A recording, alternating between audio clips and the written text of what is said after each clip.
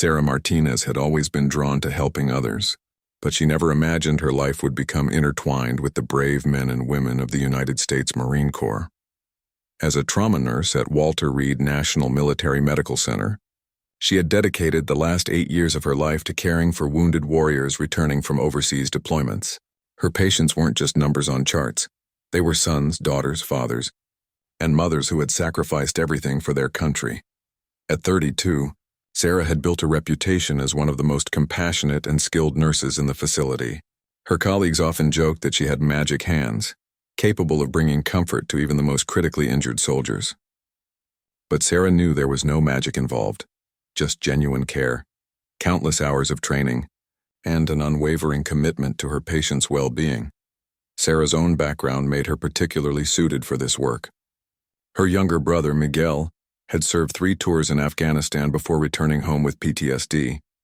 She had watched her family struggle to help him readjust to civilian life, and that experience had shaped her understanding of the invisible wounds that many service members carried. Her apartment walls were covered with thank you letters from former patients and their families, each one a reminder of why she had chosen this difficult but rewarding path. The day everything changed started like any other. Sarah arrived at the hospital at 6 in the morning, her coffee still steaming as she reviewed the patient assignments for her 12-hour shift. The intensive care unit was particularly busy that week, with several new arrivals from a recent military operation. Among them was Corporal James Jimmy Thompson, a 24-year-old Marine who had been severely injured by an improvised explosive device while on patrol. Jimmy had been at Walter Reed for 3 weeks, fighting for his life after sustaining multiple traumatic injuries. His condition had been touch and go since his arrival, with doctors working around the clock to save his limbs and preserve his cognitive function. Sarah had been assigned as his primary nurse from day one, and she had formed a special bond with the young man who reminded her so much of her own brother. Despite his critical condition, Jimmy maintained an infectious optimism that lifted the spirits of everyone around him. Even while connected to multiple machines and facing an uncertain future, he would crack jokes with the medical staff and express concern for his fellow Marines still deployed overseas. His parents, who had traveled from their small farm in Iowa, rarely left his bedside, clinging to hope and drawing strength from their son's remarkable resilience. Sarah's days were consumed with Jimmy's care. She monitored his vital signs, administered medications, coordinated with his surgical team, and provided emotional support to his worried family. Beyond the technical aspects of nursing, she had become Jimmy's advocate, ensuring that his pain was properly managed and that his family understood each step of his treatment plan. Her supervisor had noticed how invested Sarah had become in this particular case, but no one questioned her dedication. It was simply who she was. The relationship between nurse and patient had evolved into something deeper than professional care. Sarah saw potential in Jimmy that went beyond his physical recovery. She encouraged him to talk about his dreams for the future, helping him maintain hope during the darkest moments of his treatment. Jimmy spoke of wanting to become a counselor for other veterans, using his experience to help those struggling with similar challenges. Sarah believed in his vision and worked tirelessly to support his recovery. As weeks passed, Jimmy's condition began to improve slowly. The doctors were cautiously optimistic about his prognosis, though they warned that his recovery would be long and difficult. Physical therapy sessions were grueling, but Jimmy approached them with the same determination he had shown throughout his military service. Sarah was there for every small victory.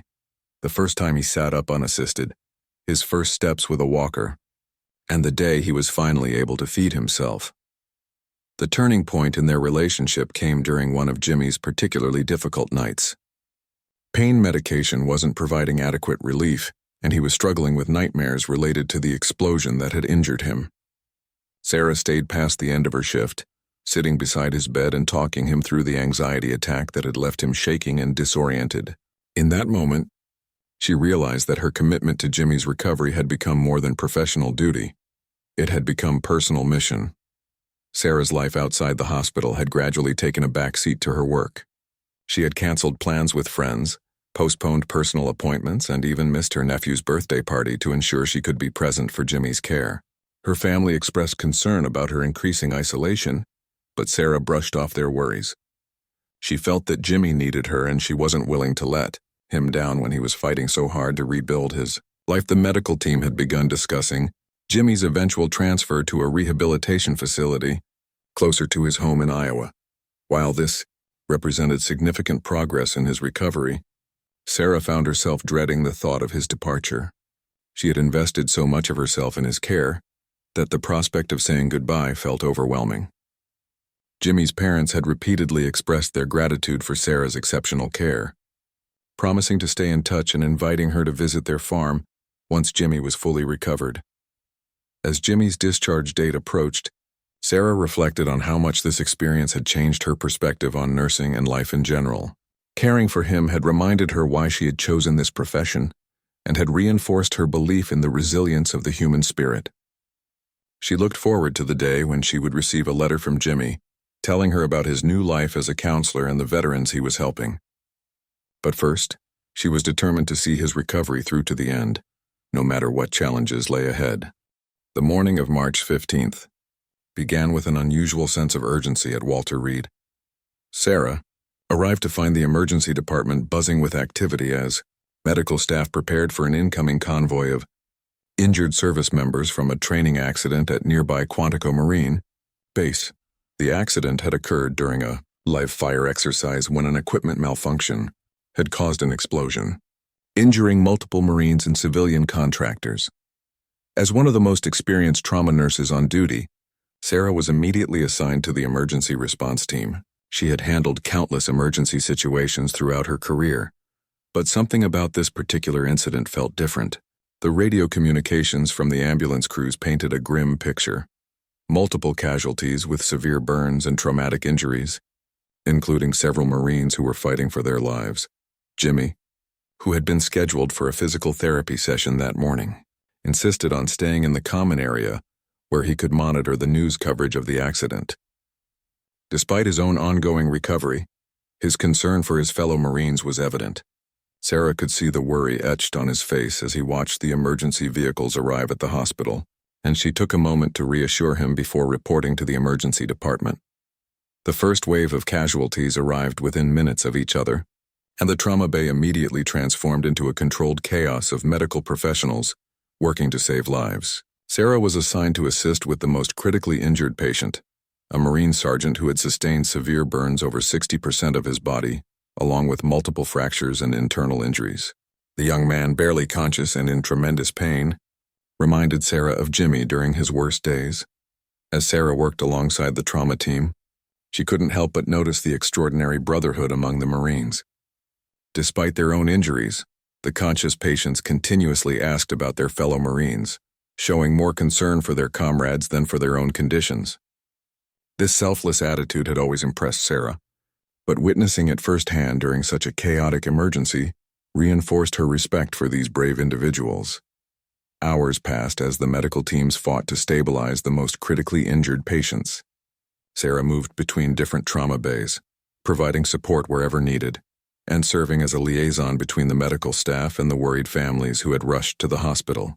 Her experience and calm demeanor made her invaluable during the crisis, and she found herself coordinating care for multiple patients while ensuring that their families received regular updates. During a brief lull in the emergency, Sarah checked on Jimmy, who had been monitoring the situation from his wheelchair in the common area. He had been in contact with friends still stationed at Quantico, trying to get updates on the Marines involved in the accident. When Sarah approached, she could see that he was struggling with survivor's guilt, feeling helpless while his brothers in arms were fighting for their lives just floors below. "I should be down there helping them," Jimmy said, his voice thick with emotion. "These guys would do anything for me, and here I am just sitting around while they're going through hell." Sarah sat beside him and explained that his recovery was important too, that he would have plenty of opportunities to help his fellow Marines once he was back on his feet. But she could see that her words provided little comfort to a man whose entire identity was built around serving others. As the day progressed, it became clear that one of the Marines, Lance Corporal David Chen, was in particularly critical condition. The 22-year-old had suffered catastrophic injuries in the explosion and was requiring multiple surgeries to address internal bleeding and traumatic brain injury. His family had flown in from California, and Sarah had been assigned to help coordinate his care and support his devastated parents. David's condition deteriorated throughout the evening, and the surgical team informed his family that the next few hours would be crucial. Sarah found herself dividing her time between the ICU, where David was fighting for his life, and the waiting room, where his family was struggling to process the possibility of losing their son. She had become skilled at providing comfort during these impossible situations, but each case still affected her deeply. Jimmy had requested to be moved closer to the ICU so he could be available if any of the injured Marines needed support. Despite his own physical limitations, he was determined to do whatever he could to help. Sarah admired his dedication, but worried about the emotional toll this situation was taking on him. His own recovery had been progressing well, but she knew that the stress of watching fellow Marines suffer could trigger setbacks in his healing process. Late that evening, David's condition took a turn for the worse. His blood pressure was dropping rapidly, and the medical team was preparing for an emergency surgery that would likely determine whether he would survive the night. Sarah had been working for nearly 16 hours straight, but she couldn't bring herself to leave while David and his family needed support. Her supervisor had offered to find a replacement, but Sarah insisted on staying, feeling personally responsible for seeing this crisis through. The night shift brought new challenges as the hospital settled into a quieter rhythm. Several of the Marines from the accident had been stabilized and were resting, but David remained in critical condition. His parents had been keeping vigil in the waiting room, sustained by coffee and the hope that their son's fighting spirit would pull him through. Sarah had arranged for cots to be brought in so they could rest between updates from the surgical team. As dawn approached, Sarah realized that she had been at the hospital for nearly 24 hours without a real break. Her colleagues had been urging her to go home and rest, but she felt compelled to stay until she knew that David and the other injured Marines were out of immediate danger. This sense of responsibility had always been both her greatest strength and her biggest weakness as a nurse. She simply couldn't abandon her patients when they needed her most. The morning brought cautiously optimistic news about most of the Marines involved in the accident. Several had been cleared for transfer to regular hospital rooms, and their families were finally able to exhale after hours of uncertainty. However, David remained in critical condition, and Sarah knew that the next phase of his treatment would determine not only his survival but also his quality of life if he did recover. She was about to make a decision that would change everything. David Chen's surgery had been successful in stopping the internal bleeding, but his traumatic brain injury remained a critical concern. The neurosurgeon explained to his family that the next 72 hours would be crucial in determining the extent of any permanent damage. As the primary nurse assigned to David's care, Sarah found herself at the center of a life-or-death situation that would test every skill she had developed over her 8-year career. The ICU had become Sarah's second home as she monitored David's condition around the clock. His brain pressure was dangerously elevated, and the medical team was using every available intervention to reduce the swelling. Sarah had positioned herself at his bedside, continuously adjusting medications and monitoring the complex array of machines that were keeping him alive. She spoke to David regularly, knowing that hearing familiar voices could sometimes reach patients even in deep unconsciousness. Jimmy had been granted permission to visit David, despite his own mobility limitations. The sight of his fellow Marine, connected to life support equipment, had a profound impact on Jimmy, bringing back memories of his own dark days following his injury. Sarah watched as Jimmy held David's hand and whispered encouragement, drawing on their shared Marine Corps values of never leaving a fallen comrade behind. The bond between these two young men reminded Sarah why she had devoted her career to caring for military personnel. David's parents, Lisa and Robert Chen, had been living in the hospital waiting room for 3 days, afraid to leave even for short periods. Sarah had arranged for them to have access to shower facilities and had coordinated with the hospital chaplain to provide emotional support. She had also been serving as their primary source of medical updates, translating complex terminology into language they could understand while maintaining realistic hope about their son's condition. On the 4th night of David's ICU stay, Sarah noticed subtle changes in his neurological responses that concerned her. His brain pressure readings were fluctuating more than normal, and his reflexes appeared to be diminishing. She immediately contacted the neurosurgeon, Dr. Williams, who ordered additional tests and imaging studies. The results revealed that David was developing complications that could prove fatal if not addressed immediately. The medical team faced a difficult decision about David's treatment options. A risky experimental procedure might save his life, but it could also result in permanent disability or death. Dr. Williams explained the situation to David's parents, outlining the potential benefits and devastating risks of the intervention. Sarah stood by as the Chens wrestled with an impossible choice: allow their son to likely die from his current condition, or authorize a procedure that might save him but could leave him permanently impaired. After hours of consultation with medical specialists and agonizing deliberation, David's parents authorized the experimental procedure. Sarah had seen families make similar decisions before, but the weight of this particular choice felt overwhelming. She spent the evening before the surgery ensuring that David received the best possible preoperative care while providing emotional support to his family, who were struggling with guilt over their decision. The night before David's surgery, Sarah made a decision that would ultimately cost her everything she had worked for. She had been researching the experimental procedure and had discovered a modification that might improve David's chances of success. However, implementing this modification would require her to deviate from the established protocol in a way that could jeopardize her nursing license and career if the outcome was unsuccessful. Sarah's modification involved adjusting David's medication regimen in the hours leading up to surgery to optimize his brain chemistry for the procedure. She had studied similar cases and believed that this adjustment could significantly improve his chances of surviving the operation with minimal neurological damage. However, making these changes without explicit authorization from the medical team would violate hospital policy and potentially expose her to legal liability. As Sarah weighed her options, she thought about David's young life and the family who was depending on medical professionals to save their son. She considered Jimmy's words about Marines never abandoning their fellow warriors and her own commitment to advocating for her patients' well-being. After careful consideration of the risks and potential benefits, Sarah decided to implement the medication adjustment, documenting her rationale thoroughly while accepting full responsibility for her actions. The modified pre-operative protocol required Sarah to remain with David throughout the night, monitoring his responses and making subtle adjustments to ensure his safety. She falsified medication administration records to cover the unauthorized changes, knowing that this documentation fraud could end her nursing career even if her intervention proved successful. Sarah had never violated professional protocols before, but her conviction that this modification could save David's life outweighed her concerns about personal consequences. Throughout that long night, Sarah questioned her decision repeatedly while maintaining vigilant watch over David's condition. Her modifications appeared to be working, his neurological responses were improving, and his vital signs were stabilizing in ways that suggested better readiness for the upcoming surgery.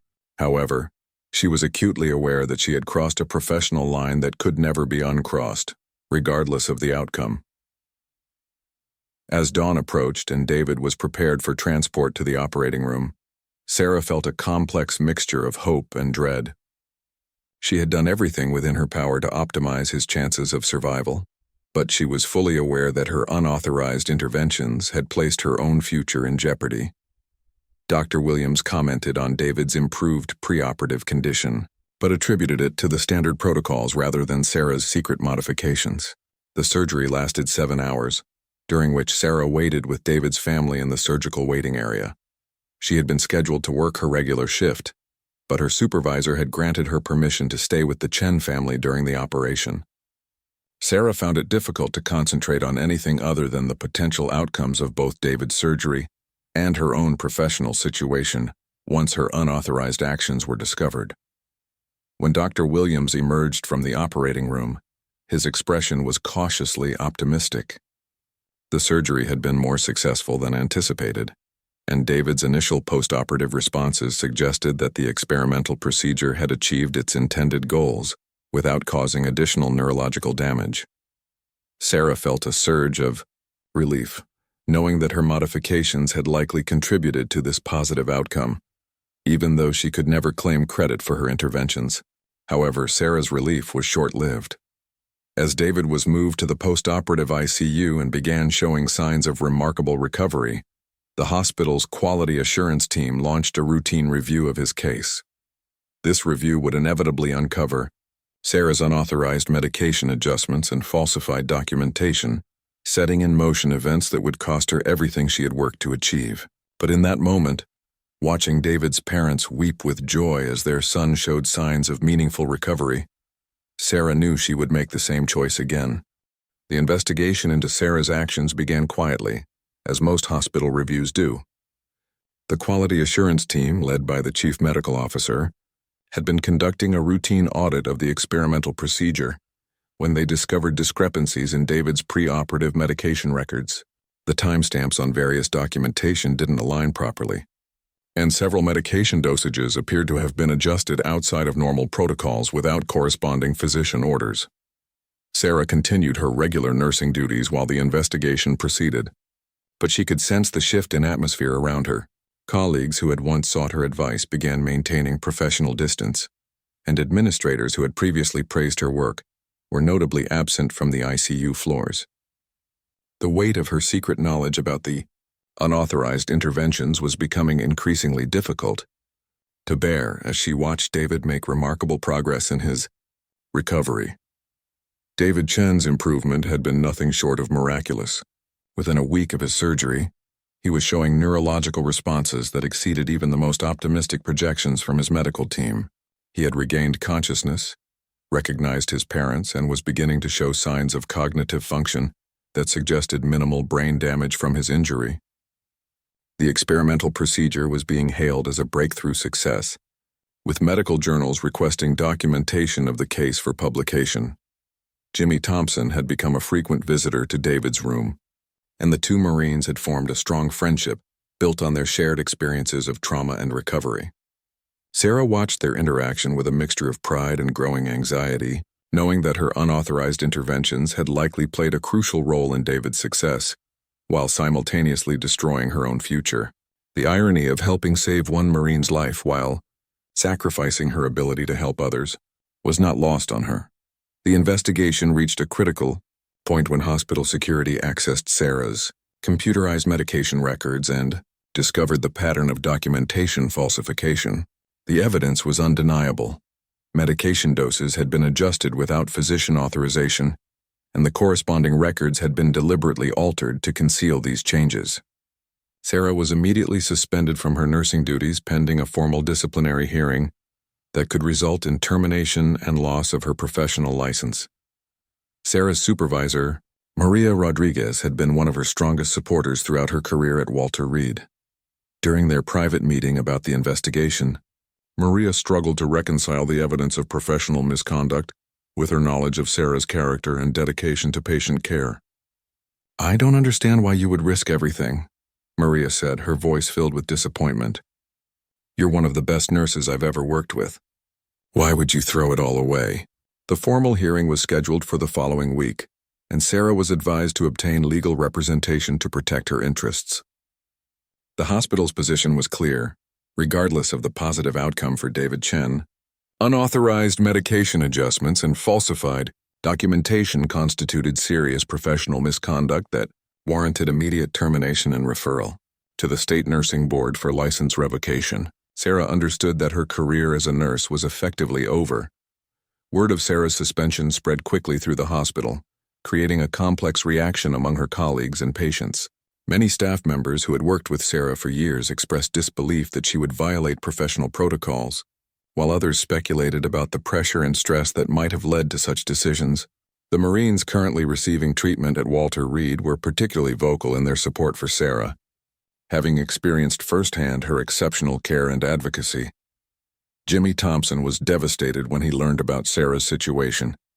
Despite his own physical limitations, he spent hours researching Sarah's case and advocating for her with anyone who would listen. He arranged for several Marine patients to write letters supporting Sarah to the hospital administration, describing how her care had been instrumental in their recovery and arguing that her actions with David demonstrated the same commitment to helping others that defined the Marine Corps. David Chen's parents faced a terrible moral dilemma when they learned that Sarah's unauthorized interventions might have saved their son's life. Lisa Chen visited Sarah privately, expressing gratitude for her care while struggling to understand the implications of what had happened. "You saved my boy," she whispered through tears. "How can they punish you for saving my son?"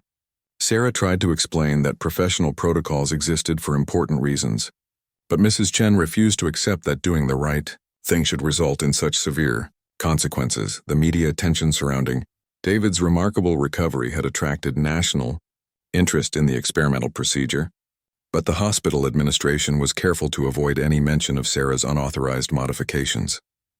The official story focused on the success of the surgical team and the effectiveness of the experimental intervention, with no reference to the nursing care that had optimized David's pre-operative condition. Sarah's contribution to this medical breakthrough would remain a secret known only to a few individuals within the hospital. As her hearing approached, Sarah spent her days cleaning out her apartment and preparing for an uncertain future. Her savings would sustain her for several months, but she had no idea what career options might be available to someone with a revoked nursing license.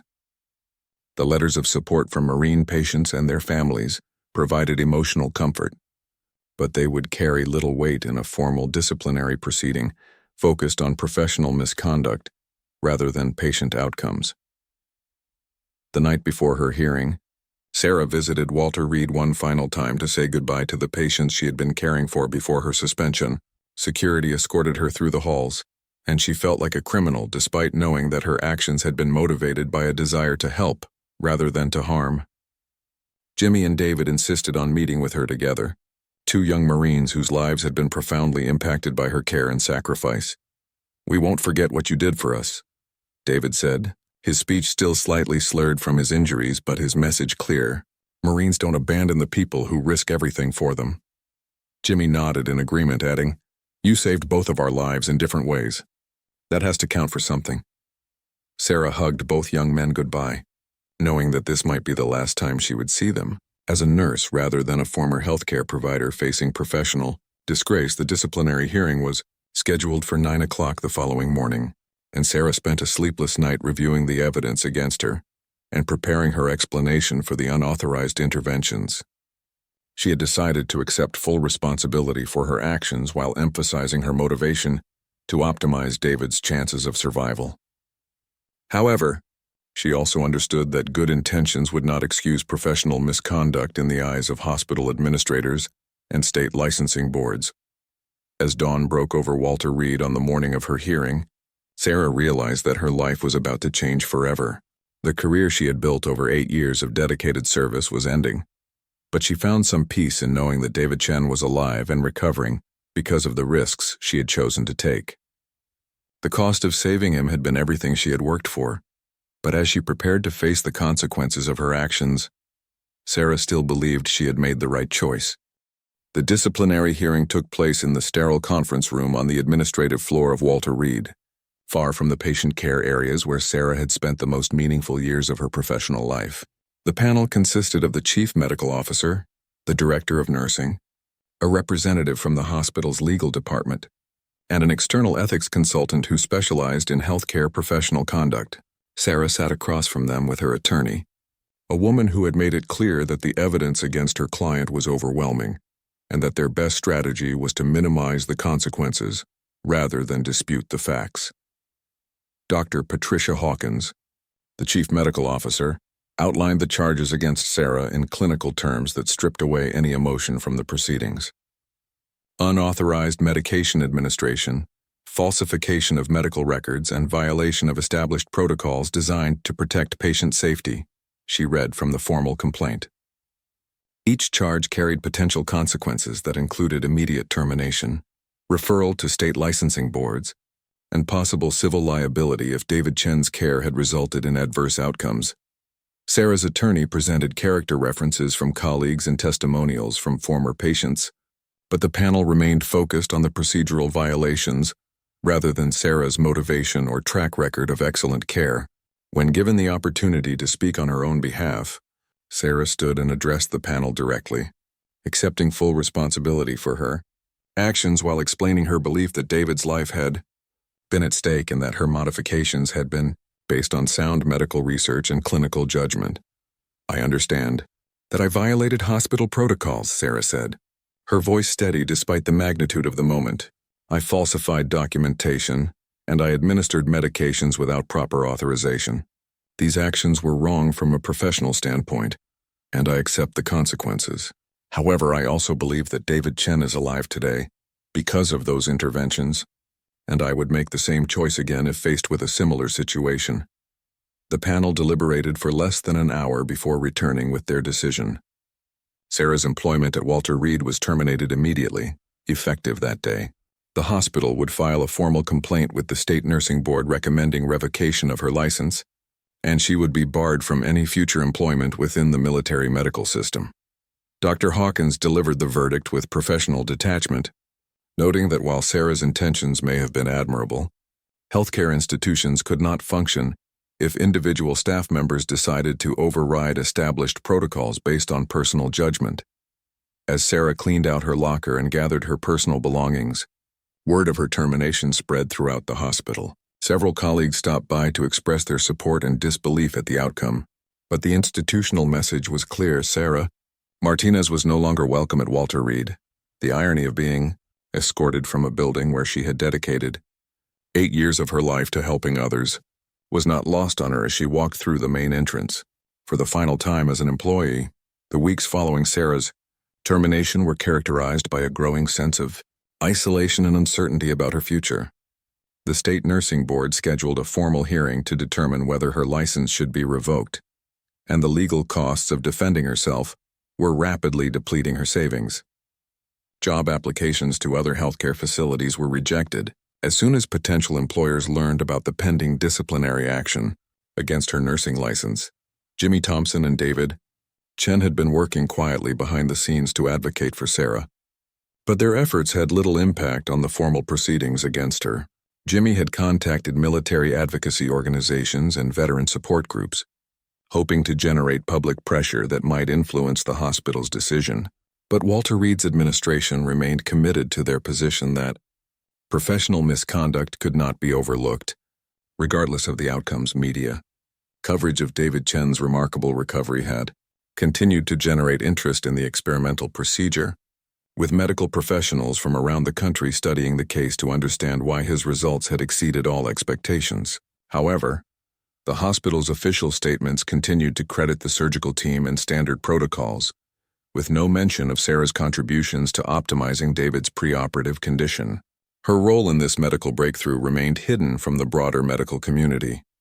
Sarah's apartment had become her prison as she struggled with depression and anxiety about her future.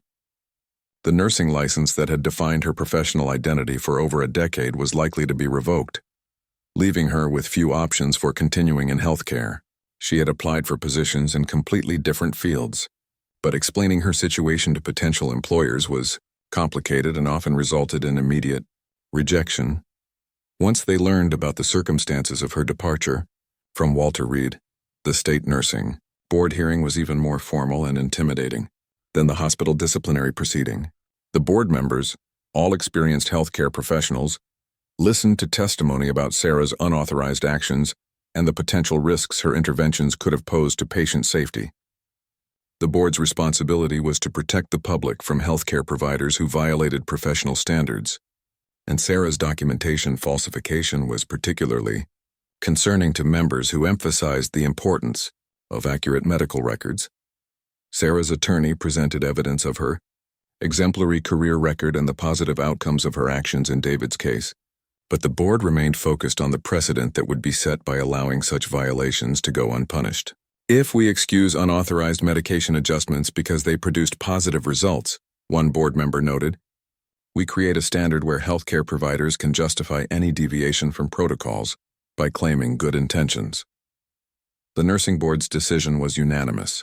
Sarah's license was revoked indefinitely, with the possibility of reapplication after 5 years contingent on completion of additional education and demonstration of rehabilitation. Sarah left the hearing knowing that her career as a nurse was officially over and that she would need to rebuild her professional life from scratch in an entirely different field. As news of the license revocation spread through the veteran community, an unexpected groundswell of support began to emerge from Marines. and their families who had been touched by Sarah's care during their time at Walter Reed. Social media campaigns emerged celebrating her sacrifices and questioning the fairness of her treatment by the medical establishment. Jimmy Thompson had become an informal spokesperson for these efforts, using his own story of recovery to highlight Sarah's exceptional dedication to her patients. The attention from the Marine community began to reach higher levels of military leadership, including officers who had personal experience with Walter Reed and understood the unique challenges faced by medical personnel caring for wounded warriors. These leaders began making quiet inquiries about Sarah's case, not to interfere with civilian medical licensing procedures, but to better understand how someone with her reputation could face such severe consequences for actions that appeared motivated by genuine concern for patient welfare. 3 months after her license revocation, Sarah had fallen into a deep depression that left her barely functional in her daily life. The apartment that had once been filled with thank you letters from grateful patients now felt like a monument to a career that had been destroyed by a single night's decision to risk everything for David Chen's life. She had stopped answering phone calls from former colleagues and had withdrawn from the support network that had once sustained her through the challenges of trauma nursing. It was during this period of deepest despair that Sarah received an unexpected phone call that would begin to change everything. The caller identified himself as Colonel Michael Rodriguez, commanding officer of the Marine Corps unit that had been involved in the Quantico training accident. He explained that he had been following her case and wanted to meet with her to discuss something that might restore some hope to her situation. Sarah almost declined the meeting, but something in the colonel's voice convinced her to agree to see him the following day. Colonel Rodriguez arrived at Sarah's apartment complex in full dress uniform, accompanied by another Marine officer whose presence immediately commanded attention from neighbors and passers-by. Sarah met them in the community center, still wearing the same sweatshirt she had worn for 3 consecutive days, her appearance reflecting the depths of her depression and isolation. The contrast between her disheveled state and the Marine's crisp military bearing was stark, but both officers treated her with a respect that she hadn't experienced since her termination from Walter Reed. "Ma'am, I want you to know that what happened to you is not sitting well with a lot of people," Colonel Rodriguez began, his voice carrying the authority of someone accustomed to leading Marines in difficult situations. "David Chen is back on active duty, serving his fellow Marines because of what you did for him. Jimmy Thompson is working as a peer counselor, helping other wounded warriors because you helped him through his darkest days. The ripple effects of your actions are being felt throughout our community." The colonel explained that he had been conducting his own investigation into the circumstances surrounding David's care, not to interfere with civilian medical proceedings, but to understand how the Marine Corps might better support medical personnel who went above and beyond in caring for wounded warriors. His inquiry had uncovered details about Sarah's unauthorized interventions that had never been made public, including medical opinions from leading neurologists who believed her modifications had been crucial to David's successful recovery. "We've consulted with some of the best medical minds in the country," the colonel continued, "and they're unanimous in their assessment that David Chen would likely have died or suffered permanent brain damage without the preoperative optimization you provided. You saved a Marine's life, ma'am, and the Corps doesn't forget that kind of sacrifice." Sarah listened in stunned silence as the colonel described efforts within the military medical community to document her contributions to David's care for the historical record. The second officer, Captain Jennifer Walsh, had served as a combat medic before becoming a military attorney specializing in medical ethics. She explained that while the Marine Corps could not interfere with civilian licensing procedures, they were exploring options for recognizing Sarah's service to the military community through alternative channels. "We've identified several civilian positions within the Department of Defense that don't require nursing licenses, but would utilize your medical knowledge and experience," Captain Walsh explained. Sarah struggled to process this unexpected support from the Marine Corps leadership. For months, she had felt abandoned by the medical establishment and forgotten by the patients she had devoted her career to helping. The knowledge that military leaders had been working behind the scenes to investigate her case and explore ways to recognize her sacrifices provided the first glimmer of hope she had experienced since her license revocation. Colonel Rodriguez revealed that he had been in contact with Dozens of Marines and their families who had received care from Sarah during their time at Walter Reed. We're talking about organizing something to publicly recognize your service, he said, but we wanted your permission before moving forward. These Marines want the world to know what you did for them, and they want you to know that you haven't been forgotten. The conversation lasted for over 2 hours, during which Sarah learned about the extensive network of support that had been building within the military community.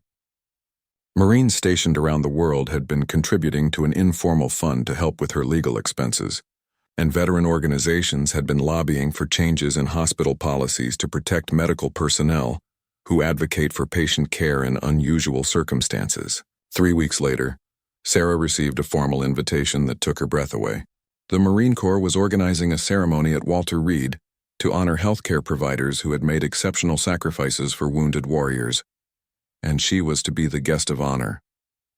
The event would bring together Marines from around the country who had received care at the facility, along with their families and military leadership. Sarah initially declined, feeling unworthy of such recognition given her professional disgrace, but persistent phone calls from Jimmy Thompson and David Chen eventually convinced her to attend. The morning of the ceremony, Sarah stood in front of her mirror, struggling to choose appropriate clothing for an event she still couldn't quite believe was happening. She had purchased a simple navy blue dress for the occasion, the first new clothing she had bought since her termination. As she prepared to leave for Walter Reed, Sarah reflected on the journey that had brought her to this point, from dedicated trauma nurse to disgraced former healthcare provider to unexpected recipient of military honors. The ceremony was held in the main auditorium of Walter Reed, the same building where Sarah had spent 8 years caring for wounded warriors. As she entered the facility for the first time since her termination, she was greeted by a sight that overwhelmed her emotionally. Hundreds of Marines in dress uniforms, many of whom she recognized as former patients, standing at attention as she walked through the entrance. Jimmy Thompson and David Chen served as her escorts, each young man walking proudly beside the woman who had risked everything for their care. David's recovery had continued to exceed all expectations, and he was now serving as a Marine recruiter while pursuing a degree in counseling. Jimmy had completed his rehabilitation and was working as a peer support specialist, helping other wounded warriors navigate their recovery journeys. Both men credited Sarah's care as instrumental in their ability to rebuild their lives. Colonel Rodriguez delivered opening remarks that outlined Sarah's contributions to Marine Corps healthcare, without specifically mentioning the circumstances that had led to her license revocation. He described her 8 years of service to wounded warriors, her exceptional patient advocacy, and her willingness to sacrifice her own career for the welfare of a critically injured Marine. The audience, composed primarily of Marines and their families, listened in respectful silence as the colonel painted a picture of dedication and sacrifice that embodied the Corps' highest values. The emotional climax of the ceremony came when Colonel Rodriguez called for all Marines present to stand in recognition of Sarah's service. The sound of nearly 500 Marines rising simultaneously was thunderous, and Sarah watched in amazement as row after row of uniformed service members stood at attention in her honor. Many of these Marines had been her patients during their darkest hours, and seeing them healthy and strong provided powerful validation that her career had made a meaningful difference. As the Marines remained standing in salute, Sarah felt a profound sense of healing that had been missing since her termination from Walter Reed. The recognition from these brave men and women couldn't restore her nursing license or undo the professional consequences of her actions, but it provided something far more valuable: the knowledge that her sacrifices had been seen, understood, and appreciated by the people who mattered most. David Chen approached the podium to deliver closing remarks, his confident bearing a stark contrast to the critically injured young man Sarah had first met months earlier. "Sarah Martinez saved my life," he said simply. "She risked everything she had worked for because she believed in the possibility of my recovery, when others might have given up. Today I stand before you as living proof that her sacrifice was not in vain." The auditorium erupted in sustained applause that continued for several minutes as 500 Marines demonstrated their appreciation for a nurse who had embodied their own values of selfless service and never leaving a fallen comrade behind. As the ceremony concluded and Sarah was surrounded by grateful Marines and their families, she realized that while she had indeed lost everything in the conventional sense, her career, her professional identity, her financial security, she had gained something immeasurable. The knowledge that David Chen was alive and thriving, that Jimmy Thompson was helping other veterans, and that hundreds of Marines valued her contributions provided a sense of purpose that transcended professional recognition or career success. Walking out of Walter Reed that day, surrounded by the Marines whose lives she had touched during her years of service, Sarah understood that some sacrifices create their own rewards. The 500 Marines standing in salute had not just honored her service. They had restored her faith in the meaningfulness of putting others before oneself, regardless of the personal cost. Her journey was far from over, but for the first time since that fateful night when she had risked everything to save David Chen, Sarah Martinez felt truly at peace with the choices she had made.